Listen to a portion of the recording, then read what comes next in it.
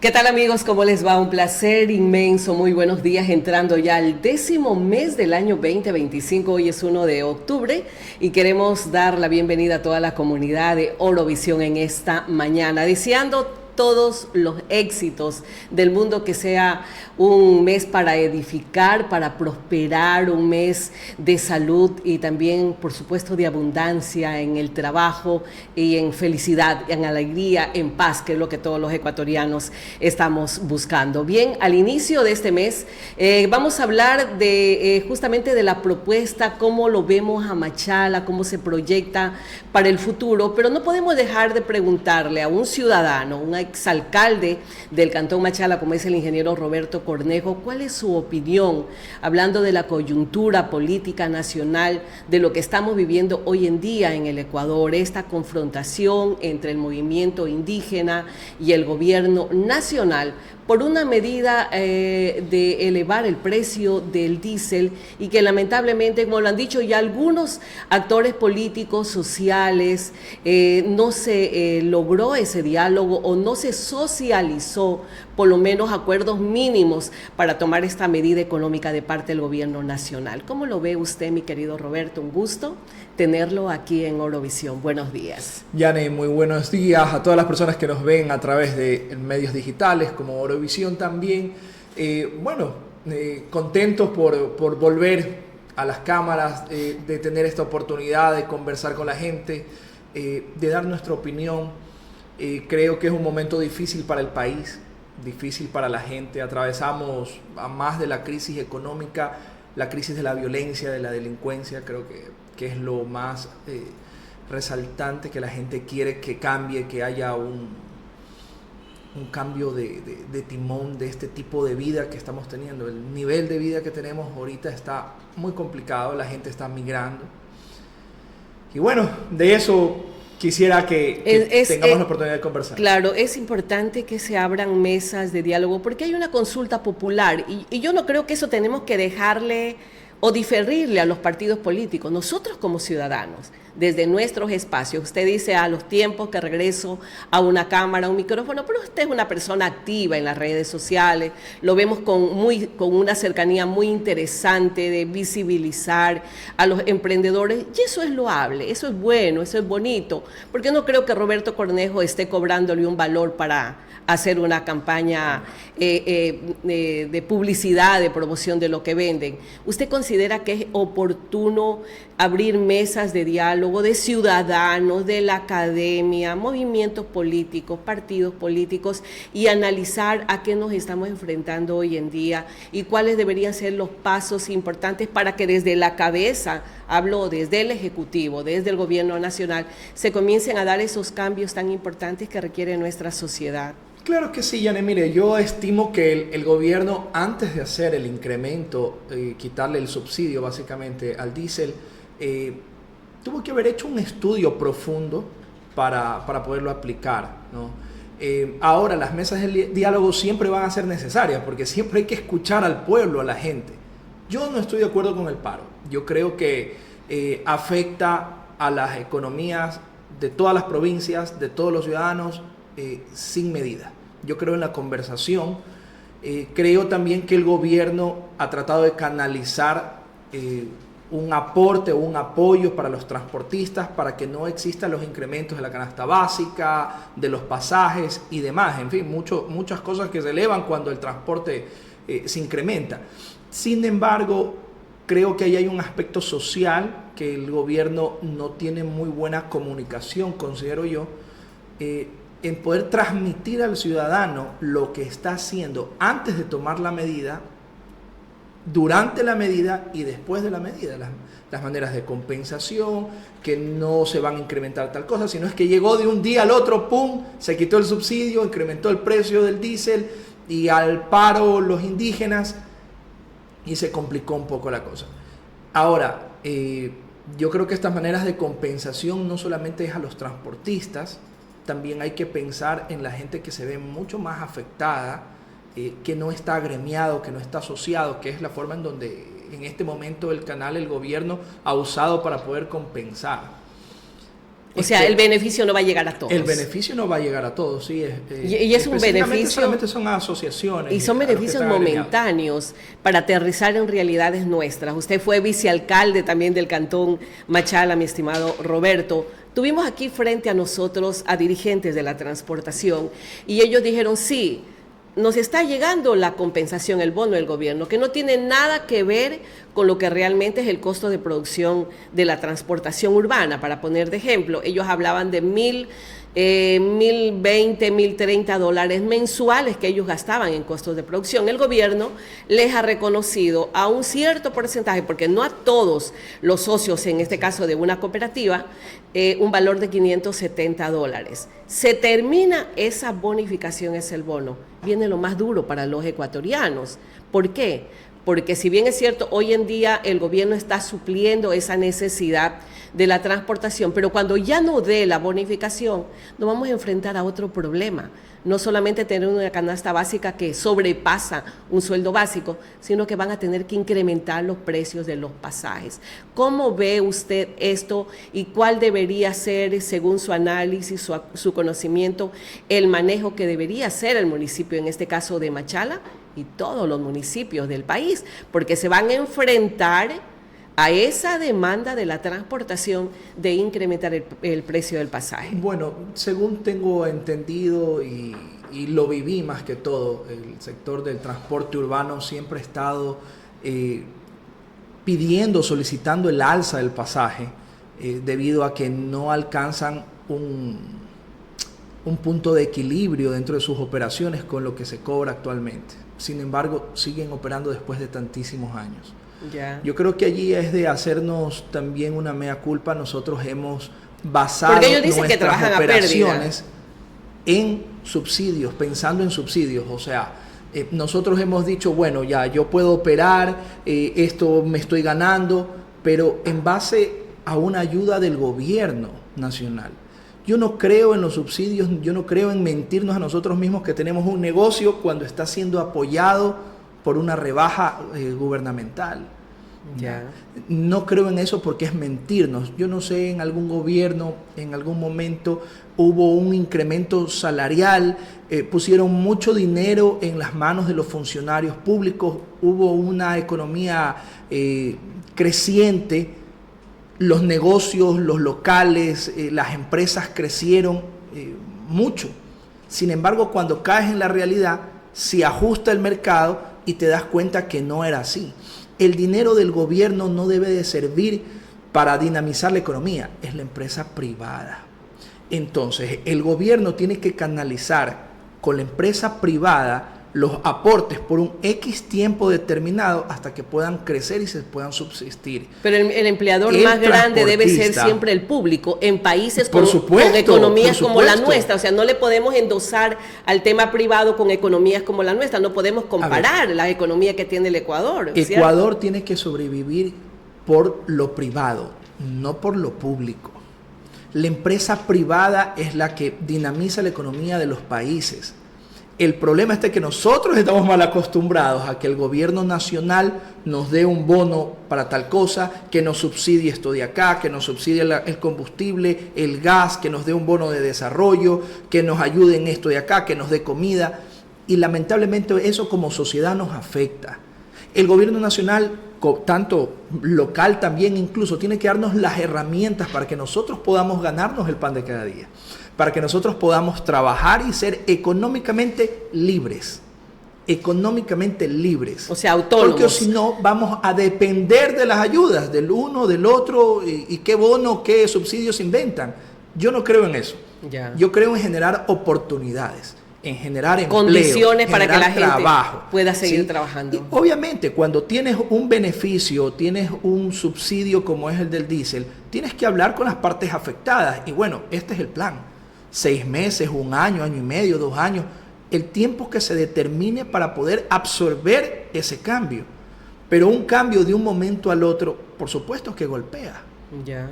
Y no va a dejar, o sea, no va a evitar que se incremente el precio de la canasta básica, no va a evitar que haya subido los precios en todo, mi estimado Es un Roberto. poco difícil controlar tantos temas que cambian por por el salir de ese subsidio.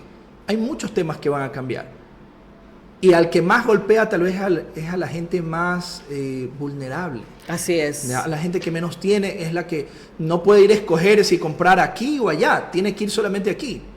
Va a 2, 3 cuadras de la casa donde le venden más caro. Y no puede caminar 10 o 20 cuadras donde tal vez haya un precio más justo, más real.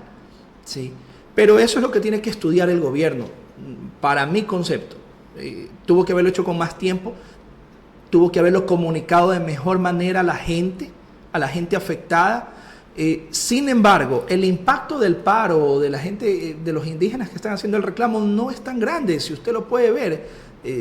Tal vez hay gente que piensa distinto a mí, pero en anteriores gobiernos nacionales, cambiar 10 centavos a una bombona de gas le costaba el puesto. Así es. Entonces, ahora en cambio, si bien es cierto, hay protestas, pero no es en todo el país. Tal parece que es la falta de comunicación del gobierno o ese contacto que debe tener con todos los sectores sociales, pero no solamente vayamos por el tema del pasaje.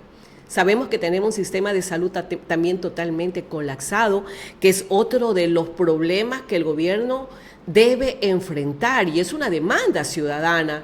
Cuando va a un hospital y no tiene acceso a la medicina, tiene alguna emergencia, no hay insumos en los hospitales, hay pacientes que se están muriendo en los hospitales públicos porque no hay un espacio para atenderse una cirugía, no hay quirófanos habilitados, no hay tomógrafos, no hay para tomar radiografía, o sea, es una cosa terrible lo que está viviendo el sector público hoy en día. También es otro de los agravantes que el gobierno lamentablemente no ha tenido la capacidad de solución, de resolver. El gobierno se ha fijado, me parece a mí, en mantener una balanza equilibrada económica del país. En el tema macroeconómico del país de Ecuador creo que estamos mejorando.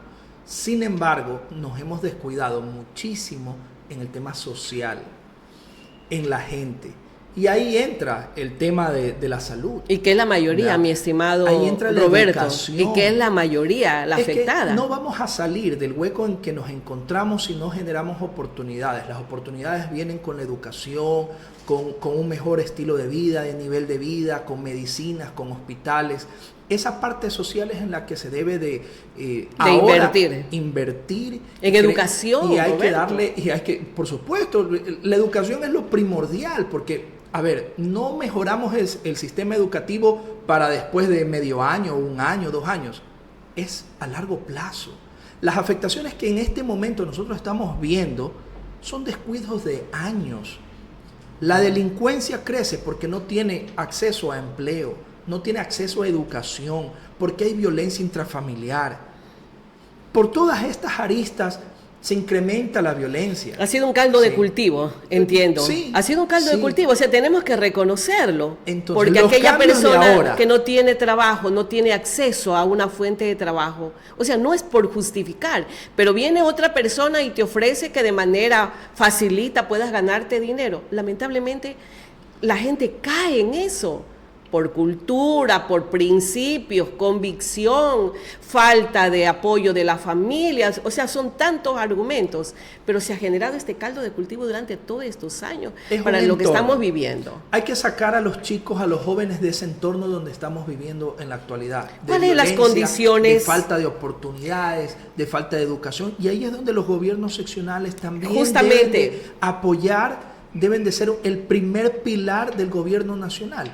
¿Qué es lo que se está haciendo desde Machala? ¿Qué es lo que está haciendo como alcaldía, como prefectura?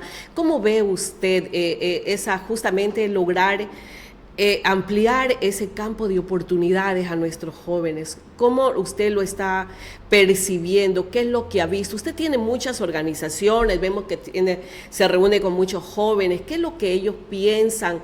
¿Qué es lo que ellos sienten? ¿Realmente nos estamos proyectando como ciudad a generar ese cambio, ayudar a quitar de las garras del crimen organizado a nuestros jóvenes, a nuestros niños, a nuestros adolescentes? ¿Realmente estamos haciendo algo, Roberto? Mire, yo he visto, al menos por lo que se ve en las redes sociales, es que ambos gobiernos seccionales están invirtiendo en capacitación. Los veo que se están moviendo. Yo no sé si tienen cómo medir el impacto real de su colaboración.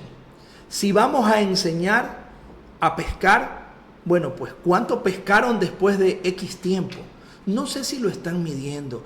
Veo a las autoridades muchas de las veces, bueno, regalando pollitos, regalando arroz, cuando para mi criterio no debemos de seguir con ese pensamiento de solamente regalar y dar, porque no se trata de dar un facilismo a la gente, sino darle las herramientas para que podamos salir adelante. En algún momento yo asistí a varios barrios dando kits de alimentos, sí, pero con una contribución también de la otra parte. Eso no era gratis. Entonces me decía, entonces Roberto Cornejo vende los kits. No, nosotros los intercambiamos por 20 botellas de plástico. Hacíamos trabajar a la gente para que la gente nos traiga esas botellas y nosotros le dábamos unos productos, que no era el equivalente, pero con ese plástico nosotros también generábamos apoyo a otro sector de adultos mayores que tenían alguna deficiencia de incapacidad. ¿Sí? Pero ¿qué es lo que trato de decir con esto? Que los gobiernos seccionales que tienen presupuesto deben de invertir en temas de herramientas para que la gente pueda emprender, salir adelante, poder medir el impacto de su ayuda y a ver si mejoraron las condiciones de las familias o de ciertos barrios. No llegar a cada barrio y estar regalando indiscriminadamente las cosas. La gente necesita que los fondos, que sus recursos sean mejor invertidos. Nosotros no tenemos, así sea que esos regalitos vengan donados por la parte privada. Así te aplaque el hambre del día. Sí, le pregunto esto. Lamentablemente porque así. Hay mucha gente que dice, me llegó 4 libritas de arroz, me llegó guineíto y ya tuve para hacer un repe. A mí me encanta el repe. Sí, mi amor, el repe hoy sí, pero y mañana ¿qué comes? Justamente eso, Roberto, ¿cómo hacer entender eso a la autoridad, a nuestras autoridades, de que definitivamente, o sea, es ese paternalismo, lamentablemente, que hemos estado acostumbrados, la mayoría de ecuatorianos, no nos ha llevado a hacernos emprendedores, a hacernos gente propositiva, sino que esperar que todo nos llegue gratis o que no nos cueste, ¿sí? ¿Cómo cambiar eso en la gente si tenemos autoridades que propician eso? El país tiene esa cultura, lamentablemente.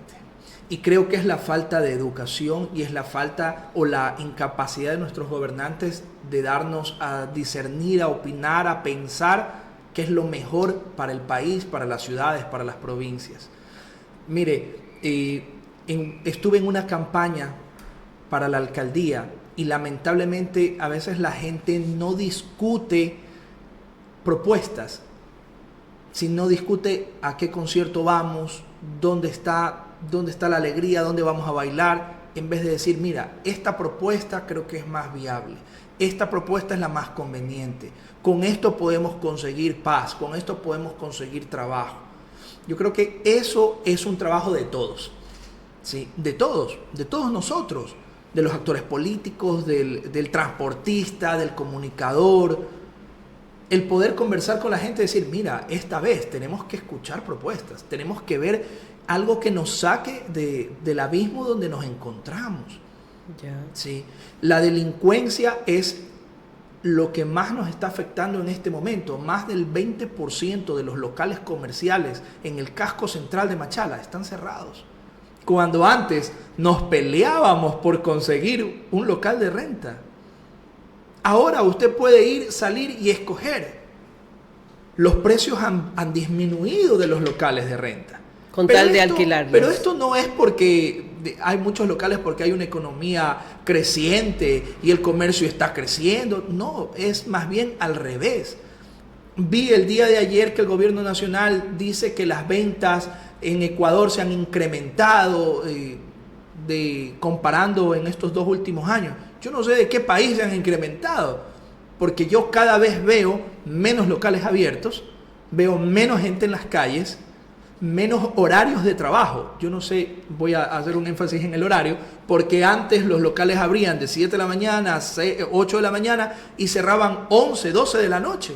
Oiga, dependiendo de la actividad. Machala se ha convertido en una ciudad fantasma a partir de las 6:30 de la tarde o 7. No hay como andar en Machala a las 7 de la noche. La gente cierra. Entonces, ¿cómo nosotros queremos crear las condiciones para mejorar el nivel de vida, la calidad de vida, para generar estas oportunidades si no estamos haciendo algo más impactante en seguridad? Digo algo más impactante porque veo que hay policía por un lado, veo que hay militares por el otro lado, creo que todo el mundo está haciendo algo, pero sin embargo ese algo no alcanza para dar esa tranquilidad que el comercio, que la gente necesita. Uno no sale a la tienda, no camina una cuadra, nuestro vecino deja de percibir ese ingreso porque nosotros tenemos temor en salir a la tienda de la tienda. El de la tienda deja de comprar al proveedor porque obviamente el vecino ya no salió a hacer el gasto. El proveedor deja de emplear porque ya no tiene tantas ventas como antes la tenía. Esto es una cadena. El nerviosismo por el tema delincuencial es una cadena que nos afecta a todos.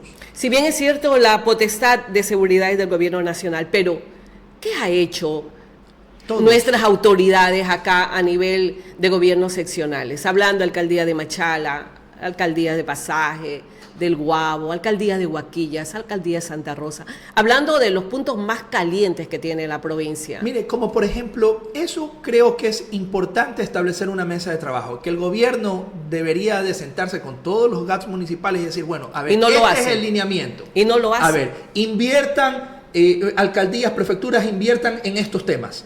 Esta es la línea, así nos apoyan ustedes. Pero al menos yo no he visto nada. El municipio A hace lo que puede, contratará por aquí, hará más espacios para que la gente haga deporte, llevará luminarias a lugares oscuros, porque también es parte de contribuir contra la delincuencia. Sin embargo, no hay un lineamiento y que podamos decir desde el gobierno, miren, a esto queremos llegar, ustedes nos pueden ayudar desde esta manera, ¿sí?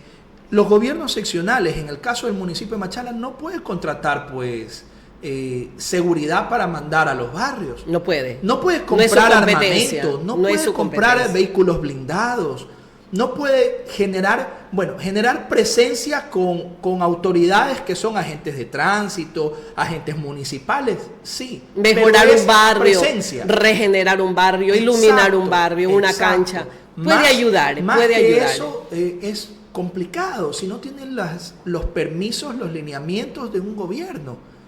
Entonces, nosotros no podemos decir o acusar a un alcalde, a un prefecto, de estar haciendo o no haciendo nada contra la delincuencia, contra la violencia, si no tienen tampoco las directrices ni los permisos necesarios, porque las competencias también, si tú te pasas y haces una compra, una adquisición o una contratación pública de algo que no es tu competencia, pues te cae una glosa, cae Contraloría, te metes en problemas. Obviamente ellos no lo van a hacer si no tienen una directriz, no tienen un permiso o no tienen la competencia básicamente del gobierno. El gobierno hace algunos meses escuchaba como que le tiraban o le querían tirar la pelotita a los gobiernos seccionales. Discúlpenme. Pero si incluso hasta candidatos presidenciales no hemos podido, como Policía Nacional, darles seguridad.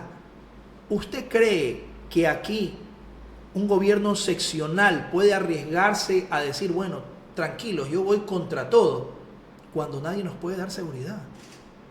Entonces, tenemos que cambiar un poquito el tema. Imagínense. Pero ¿quién tenemos que cambiar? Tenemos que tomar decisiones a quién elegimos como autoridades, a quién nos gobierna. Todos tenemos porque esto en definitiva, poniendo en la mesa toda esta problemática que estamos viviendo, Roberto, el gobierno nacional está fallando, o sea, desde la cabeza está fallando. No hay políticas de seguridad pública, no hay un plan de seguridad. No vemos, y eso creo que le asustó al señor alcalde Darío Macas, que por eso no quiere venir a mis entrevistas, porque le pregunté cuál es el trabajo que vino a hacer en ese entonces la ministra Palencia. ¿Cuál es el plan de trabajo, señor alcalde? ¿Cuál es la estrategia de seguridad? La inseguridad está en todo el país. Eso fue lo que respondió. Es porque no hay el diálogo entre gobierno central y gobiernos seccionales. No hay un plan de acción, de trabajo de seguridad. Eso lo sabemos todos. Yo espero que muchas cosas, Roberto. sean por guardar una estrategia que no se pueda comunicar todo lo que se hace. Espero que sea así. Porque pero lo que se ve y lo que se percibe ¿qué pasó con la sala es que no de hay espejos de seguridad que el municipio de Machala desde está el trabajando? inicio, Sí, le he visto. El alcalde, cuéntenos, bueno, coménteme usted de eso, ¿cómo está? La ciudadanía quiere saber si está trabajando con esa sala de espejos, si hay monitoreo, si tenemos cámaras de seguridad para controlar, si se hicieron la instalación de esas cámaras especializadas para identificar rostro, para identificar las placas de los vehículos. ¿Existe eso acá en Machala? Bueno, yo le puedo decir lo que he visto en redes sociales, ¿no? No trato de defender a nadie por si acaso. No todo lo que sale en redes sociales es verdad y usted lo sabe. Sí, sí, completamente. Hay que verificar. Usted sabe que la posverdad está en todo lado. Pero justamente tuve una eventualidad con un conocido ahora esta semana pasada y me tocó hacer unas llamadas y conseguir la imagen de uno de estos centros, ¿no? Realmente sí, el Centro Municipal de Monitoreo sí existe, está trabajando, lo he visto, según lo que me dijeron, hay más de 200 cámaras instaladas. No soy la persona, perfecto, por si acaso, encargada de comentar esto, pero sé que están trabajando. Ahora, lo que sucede es que tenemos que ir un poquito más allá. Y hace un momento usted me decía las cámaras con reconocimiento facial, donde podemos capturar las placas de los vehículos que están inmersos en alguna actividad delictiva.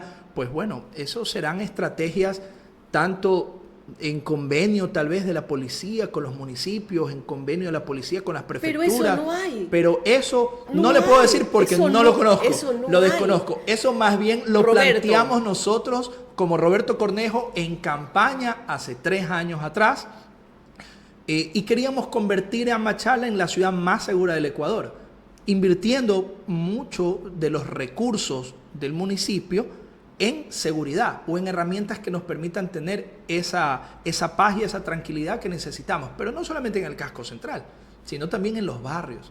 En los barrios se vive una realidad distinta, le comento, Yane, ¿no? Aquí usted decía, los locales cierran a las 6:30, a lo mucho a las 7. En los barrios, 4 de la tarde, 5 de la tarde está cerrando.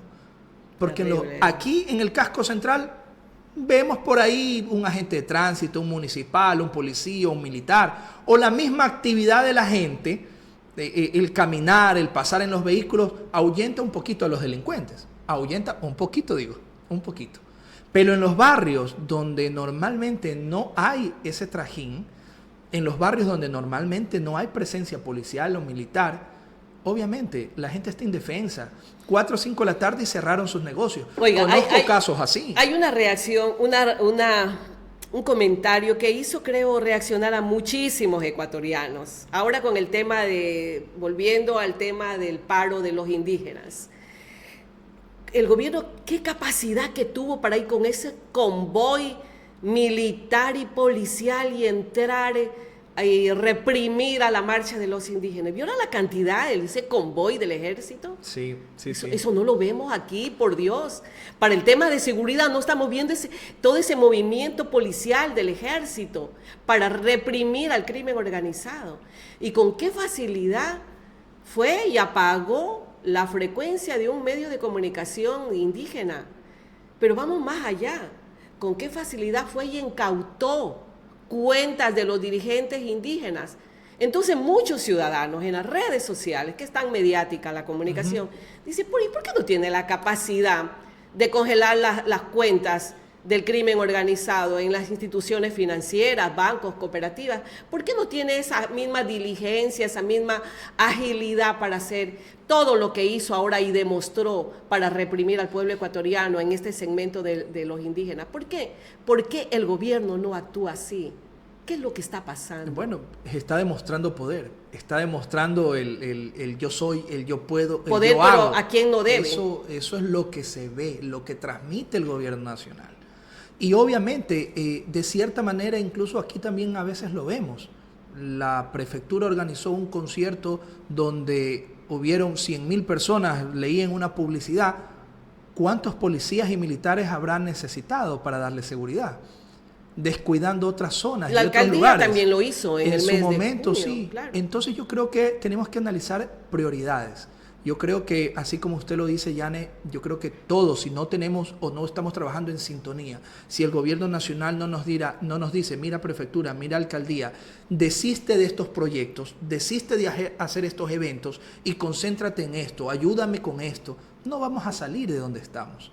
Ese mismo día hubo un taxista que me parece que fue atentado aquí en el Parque Soy Lugarte. Mira el problema que tenemos con la misma cárcel. Yo creo que sí tenemos que concentrarnos en otros temas y en otras cosas. Usted lo está diciendo, no hay voces. Una caravana presidencial que sí trata de demostrar fuerza, poder, arriesgando la vida de incluso... Para reprimir a indígenas, pero no para afectar a la delincuencia, al crimen organizado. Arriesgando la vida de los indígenas y también de la misión observadora internacional que estaba con él, ¿ya?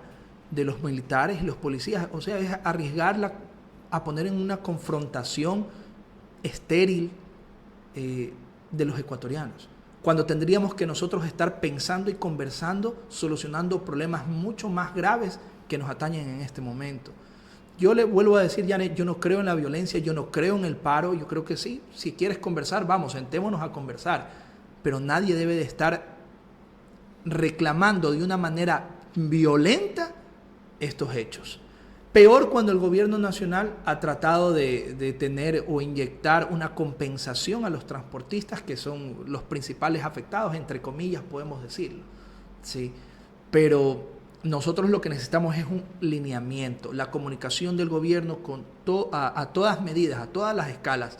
En los gobiernos seccionales necesitamos saber cómo se los puede ayudar, cómo podemos mejorar la calidad de vida del ecuatoriano, el que está sufriendo en el barrio, el que está sufriendo porque no tiene que llevar de comer a su hogar, el que está sufriendo porque no puede salir a la esquina, porque los hijos están secuestrados en la casa, en 4 paredes, porque tienen el temor de salir a jugar a la calle.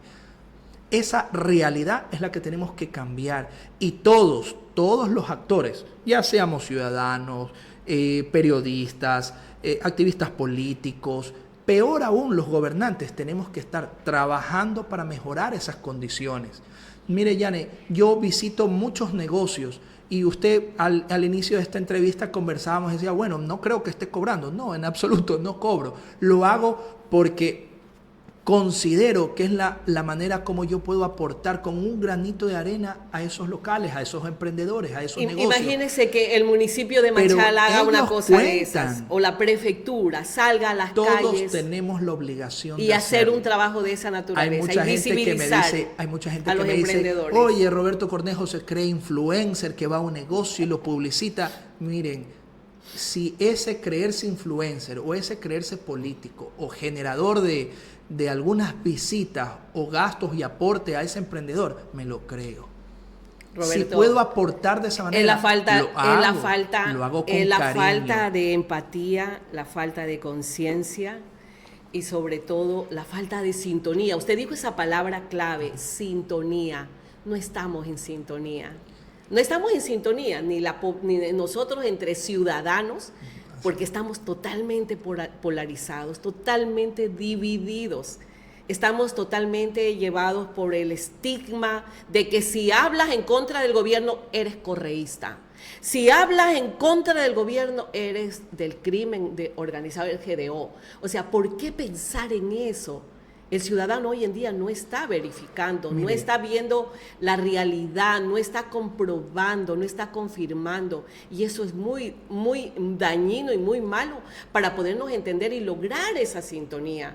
El gobierno es oscuridad en la casa y luz en la calle, porque tiene una comunicación política extraordinaria, una vocera que deja callado a todo el mundo.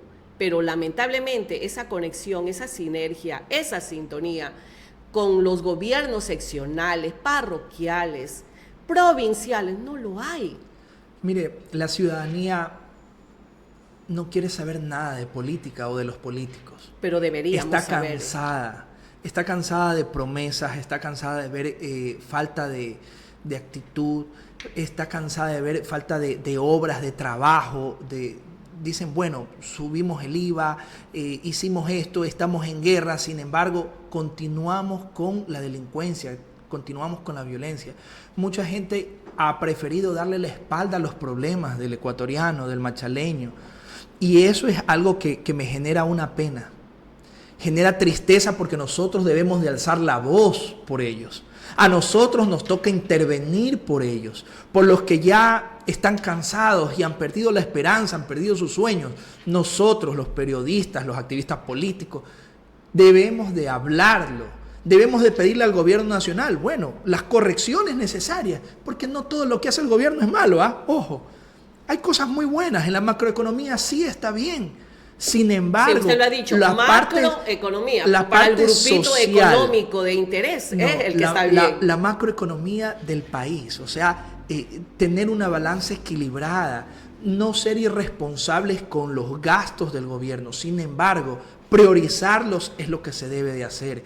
El poco recurso que se tiene, llegar a los hospitales, llegar a la gente vulnerable, llegar con oportunidades de trabajo, a los adultos mayores, a los enfermos de diálisis que necesitan diálisis, a los enfermos de cáncer, por Dios, o sea, una insensibilidad absoluta a lo que estamos viviendo hoy en día y eso no lo podemos permitir. Mire, y desde nuestros espacios tenemos que seguir hablando de estos temas. Esa es la voz que nosotros tenemos que alzar, a decirle al gobierno, estas son las correcciones o esto es lo que también necesita el ciudadano. Le decía hace un momento, yo visito negocios, visito a gente, a comercios, a tiendas pequeñas, bueno, de comida es mi preferencia, ¿sí? Y me cuentan sus realidades. Y es así como yo me voy empapando de cómo vive la gente, de las necesidades. Porque si uno está en su barrio, amurallado, vives tranquilo, recibiendo tu pensión o tu sueldo, no vas a sentir lo que la gente siente en las calles. No vas a saber día a día, lo que la gente sufre el día a día. Y eso es lo que tenemos que cambiar. Yo les pido a los funcionarios públicos, hagamos de influencers, pues. Hagamos el gasto. Vamos a los barrios, vamos a los pequeños negocios. No solamente vayamos a los restaurantes grandes a tomarnos las fotos con lugares hermosos, sino que vayamos e invirtamos, dejemos ese recurso, ese dinero para apoyar a una familia. Así es, seamos más empáticos. Sí, Roberto, ¿qué les diría usted a esos ciudadanos? Oiga, yo he escuchado muchísima gente, y todos, creo que todos los días escuchamos a la gente que dice, esto no va a cambiar. ¿Qué le diría usted a la gente que está perdiendo la esperanza de que van a haber días mejores? Bueno, primero, de levantarse y también uno proponerse cambiar. Cuando a tu entorno no sabes si vas a regresar a casa, mire, no sabes si yendo a la tienda te van a dar un tiro y van a acabar con tu vida. Es muy probable que te roben o que pases un mal momento, pero tienes que salir, tienes que enfrentar los problemas por tu familia, por los que vienen, por la descendencia que tiene, por el resto de ecuatorianos, por el resto de machaleños. Yo justamente la semana pasada conversaba con alguien, le decía, a veces me cuesta salir y estar con no tan solo el temor, sino poder ver el sufrimiento o las necesidades que tiene la gente. A veces me cuesta. Mucha gente que ha preferido irse del país. Que tiene las posibilidades. Pero yo sí le pido a la gente que tiene esa valentía, a los padres de familias, madres, cabezas de hogar, levantarse y salir a trabajar. A salir con esa esperanza de que tenemos que mejorar la educación y el entorno en los que viven nuestros hijos y el futuro del país, el futuro de Machala. El entorno social donde nosotros, el machaleño, el ecuatoriano, está viviendo es un entorno violento, que lo que va a llevar es que se sigan incrementando las pandillas. Así es. Los GDO, los grupos delictivos. Pero si nosotros cambiamos eso, enseñando valores a nuestros hijos, dándoles la oportunidad con el sacrificio de nosotros que vayan a estudiar, le aseguro que dentro de unos años vamos a tener un mejor país, una mejor ciudad. Analizando las propuestas de los candidatos, analizando a los candidatos, a las personas, porque no hay que ser esquivos a la política. Lamentablemente nosotros decidimos. Nosotros somos los que decidimos, ponemos presidentes, ponemos prefectos, ponemos alcaldes. somos nosotros. Si es que alguien actúa mal, ¿de quién es la responsabilidad? Principalmente, o primero, del votante. Oiga, hay que reconocerlo. Roberto, Sí. nuevamente tengo que volver ya para cerrar esta entrevista, pero el ciudadano fue engañado, pues. Cuando le dijeron, jamás voy a tocar el subsidio de los combustibles, el ciudadano fue engañado. Jamás vamos a tocar la jubilación de los jubilados, de la pensión del Seguro Social. Oiga, Yane. El ciudadano fue engañado y resulta que son más de 5.600 millones de dólares que se tomaron de los fondos del BIES, del Seguro Social, por Dios. En esta mañana a mí me ha tocado ser abogado del diablo. Oiga, ¿cómo podemos decirle a la gente que confíe cuando ni las mismas propuestas de campaña han sido capaces de cumplir? Aquí mismo, el mismo alcalde de la ciudad, ¿qué fue lo que prometió cuando fue candidato con usted?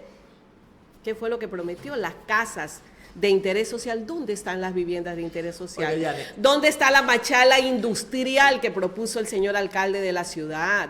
¿Dónde están las obras emblemáticas? O sea, para poner un punto de hacer un ejemplo, no queremos afectar con esto a ninguna autoridad. Lo que estamos hablando ahí del engaño, de la mentira que es objeto el ciudadano, el votante, aquel que va a las urnas y cree en la palabra del candidato. Mire, Yane, yo en esta mañana me ha tocado, lo decía, me ha tocado ser abogado del diablo. Yo no estoy a favor ni en contra del gobierno, no estoy a favor o en contra de un político. Soy un ciudadano y que lo que yo pienso o espero es que hayan cambios y exista una inversión en lo social y en la seguridad, a todo nivel, de la alcaldía, de la prefectura, del gobierno nacional. Sí, en algunos momentos tocan tomar medidas súper duras, que cambian. A lo mejor nuestra propuesta de campaña puede ser, yo qué sé, crear 100,000 puestos de trabajo y no se pudieron hacer. Y en vez de crear esos 100,000 puestos de trabajo, nos toca incrementar algún impuesto. A lo mejor hay medidas duras que como gobernantes, como autoridades, sí nos toca tomar. Y en su momento yo le voy a decir cuál estuve inmerso. El cambiar el casco central. Retirar al comercio informal de las calles. Eso considero que es el caballo de batalla del alcalde y que lo ayudó a llegar a la reelección. Una medida dura, necesaria. Una medida dura que no fue publicitada, que no fue una oferta de campaña, pero fue una medida dura que tuvo que hacerse. No con esto quiero defender a nadie, ni al gobierno nacional, ni al gobierno local o al provincial. Solo que cuando somos autoridades nos tocan tomar medidas difíciles muchas de las veces, pero con ciertos objetivos para mejorar la vida del ecuatoriano. Muchas gracias. Lo que tenemos que ver es que el gobierno, con las medidas que tome, invierta a favor de los ecuatorianos.